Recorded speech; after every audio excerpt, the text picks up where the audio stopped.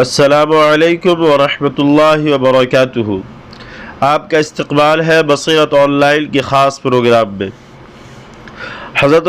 صہیب رضی اللہ تعالی عنہ سے روایت ہے کہ رسول اللہ صلی اللہ علیہ وسلم نے فرمایا، بندہ مومن کا معاملہ بھی عجیب ہے، اس کے ہر معاملے اور ہر حال میں اس کے لیے خیر ہی خیر ہے۔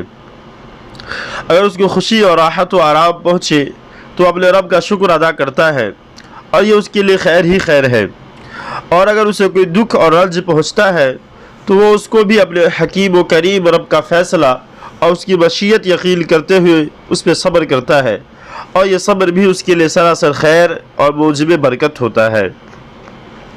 اس دنیا میں تکلیف و آرام جو سبھی کے لیے ہے، لیکن اس تکلیف اور آرام سے اللہ تعالیٰ کا قرب اور اس کی رضا حاصل کرنا یہ صرف ان اہل ایمان ہی کا حصہ ہے جنہوں نے اللہ تعالیٰ کے ساتھ ایسا ایمانی رابطہ قائم کر لیا ہے کہ وہ چین و آرام اور مسرت و خوشی کی ہر گھڑی میں اللہ تعالیٰ کا شکر ادا کرتے ہیں،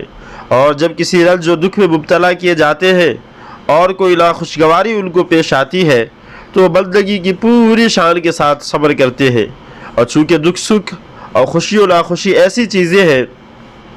جن سے انسان کی زندگی کسی وقت بھی خالی نہیں رہتی، اس لیے ان بندگان خدا کے قلوب بھی صبر و شکر کی کیفیات سے ہم عدم معمور رہتے ہیں۔ اس دنیا میں دکھ اور رنج بھی ہے، آرام و خوشی بھی، شادی بھی اور غم بھی، شیرینی بھی ہے اور تلخی بھی، سردی بھی ہے اور گرمی بھی، خوشگواری بھی ہے اور ناخوشگواری بھی، اور سب کچھ اللہ تعالیٰ ہی کی طرف سے اور اسی کے حکم و فیصلے سے ہوتا ہے۔ اس لیے اللہ تعالیٰ پہ ایمان رکھنے والے بندوں کا حال یہ ہونا چاہیے کہ جب کوئی دکھ اور مصیبت پیش آ جائے تو مایوسی کا شکار نہ ہو، بلکہ ایمانی صبر و اثبات کے ساتھ اس کا استقبال کرے اور دل میں اس یقین کو تازہ کرے کہ سب کچھ اللہ تعالیٰ کی طرف سے ہے جو ہمارا حکیم و کریم رب ہے، اور وہی ہم کو اس دکھ اور مصیبت سے نجات دینے والا ہے۔ اسی طرح جب ان کے حالات سازگار ہو اور ان کی چاہتیں ان کو مل رہی ہے اور خوشی اور شادمانی کے سامان میسر ہو تو بھی وہ اس کو اپنا کمال اور اپنی قوت بازو کا نتیجہ نہ سمجھے، بلکہ اس وقت اپنے دل میں اس یقین کو تازہ کرے کہ یہ سب کچھ محض اللہ تعالیٰ کا فضل اور اس کی بخشش ہے،